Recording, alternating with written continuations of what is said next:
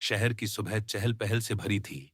खुलती दुकानों की खनक, सब्जी मंडी की आवाजें, स्कूल जाते बच्चों की भाग दौड़ और भीड़ में घुलती अनकही बेचैनियां, जिनके बीच एक साधारण कपड़ों में महिला सब कुछ शांत नजर से देख रही थी। जीन्स टॉप के ऊपर हल्की ओढ़नी, पैर में चप्पल और हाथ में पुराना पर्स लिए, वह हर मोड़, हर ठेले, हर आवाज को जैसे अपने भीतर कैद कर रही थी, क्योंकि वह कोई आम राहगीर नहीं, बल्कि जिले की एसएसपी आर्या सिंह थी, जो बिना बताए निरीक्षण पर निकली थी। मुख्य बाजार की ओर बढ़ते हुए उसने देखा कि कई ठेले वालों से वसूली की जा रही है। किसी से 20, किसी से 50। जो विरोध करे उसके फल टोकरियां उलट दी जाती और भीड़ सब देखती मगर खामोश रहती। आर्या ने एक जूस की दुकान के पास खड़े होकर माहौल को परखा ही था कि दो पुलिसकर्मी, इंस्पेक्टर महेश चौहान और कांस्टेबल नवीन, उसे ऐसे घेरते हैं जैसे कोई शिकार हाथ लग गया हो। पहचान पत्र के नाम पर बदसलूकी, पर्स छीनने की कोशिश और थाने चलो जैसी धमकी, सब कुछ इतनी रफ्तार से हुआ कि राहगीरों की सांसें अटक गईं, पर आवाज किसी की न निकली। एक ठेले वाले की धीमी चेतावनी, दीदी, इनसे बचकर, भीड़ के डर में खो गई और नई आंखों में तैरती घबराहट देखकर भी उनका इरादा और मजाक गंदा होता गया। आर्या ने फोन की रिकॉर्डिंग ऑन कर दी, फिर सुरक्षा अलर्ट वाली सिटी बजाई। भीड़ जमा हुई, पर वर्दी के गुरूर में दोनों ओर उग्र हो गए, मानो सचमुच कोई शिकारी मैदान पा गया हो। बस इतना काफी था। आर्या ने दुपट्टा हटाया, वायरलेस पर बोली, कंट्रोल, ये SSP Arya Singh, location live. दो वर्दीधारी रंगे हाथों पकड़े गए और एक पल में दोनों के चेहरों का रंग उड़ गया। क्यूआरटी पहुंची, हथकड़ियां क्लिक हुईं और भीड़ की आंखों में डर की जगह भरोसा उतरने लगा जब आर्या ने आदेश दिए, धारा 354, 384 सहित विभागीय अनुशासनहीनता, मुख्य चौराहे तक ओपन परेड के साथ प्रस्तुत करो। प्रेस के सामने आर्या ने साफ कहा, कमजोर दिखने वालों पर हाथ डालने वालों के लिए यह आखिरी चेतावनी है। और शहर ने पहली बार सोचा कि वर्दी का मतलब जवाबदेही भी है, सिर्फ अधिकार नहीं। थाने में लॉकअप, केस डायरी, सस्पेंशन, सब तेजी से हुआ। मगर रात ढली तो अचानक बिजली गई और किसी ने चाबियां उड़ाकर भागने का जुगाड़ रचा। एक महिला कांस्टेबल की सतर्कता से कोशिश नाकाम हुई, पर आर्या समझ गई कि खेल भीतर तक सड़ा हुआ है। गुप्त मीटिंग बुलाई गई, सिर्फ भरोसेमंद लोगों के साथ, और तय हुआ कि यह लड़ाई दो बदमाश सिपाहियों से आगे उस अदृश्य जाल तक जाएगी जो वसूली, डर और सत्ता का धंधा चला रहा है। रात में भेष बदलकर आर्या एक पुराने गोदाम पहुंची। अंदर से ठंडी हंसी और सख्त आवाजें सुनाई दी। ऊपर से आदेश आ चुका है, उसे हटाना पड़ेगा। और ये कहते ही पहरेदार की टॉर्च उसकी आंखों पर पड़ी। तंग गलियां, पीछा करती बाइकें, टूटा पुल और सांस थामती झाड़ियां। आखिर वह रिकॉर्डिंग समेत बच निकली, पर समझ गई कि फाइलें नहीं, जान दांव पर लगी है। लॉकअप की निगरानी बढ़ाई, छुपे कैमरे लगाए और उसी रात एक नकाबपोश दरवाजा खोलने आया।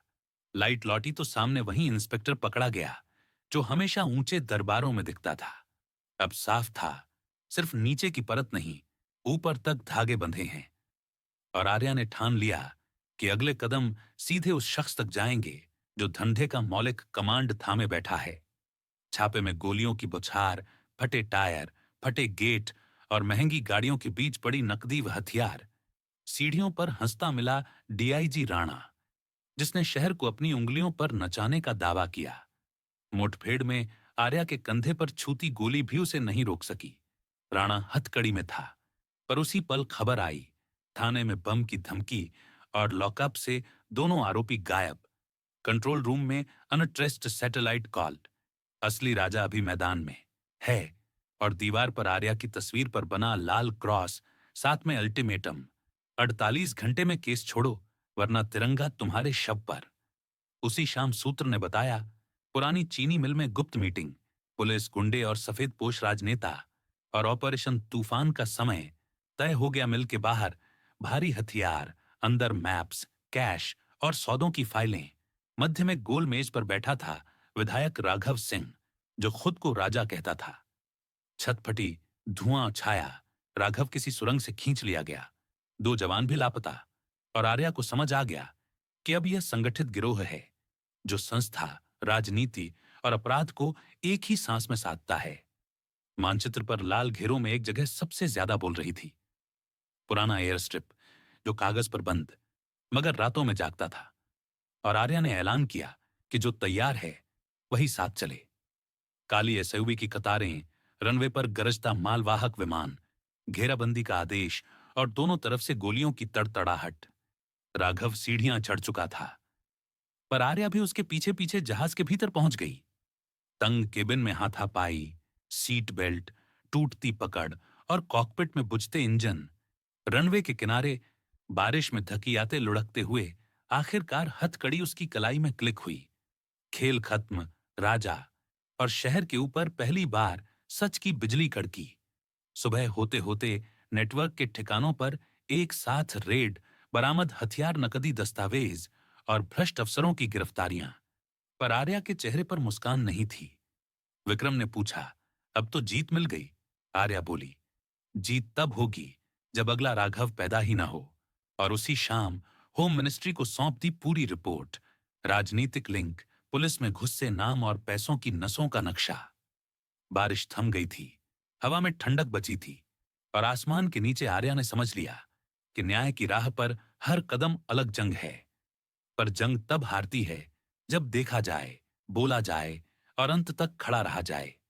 शहर अपनी दिनचर्या में लौट आया, पर उस रात की कहानी लोगों के दिलों में बस गई कि एक महिला ने साधारण बनकर असाधारण कर दिखाया और ये भरोसा जगा दिया कि साहस और सच के आगे हर अंधेरा रोशनी का रास्ता छोड़ देता है।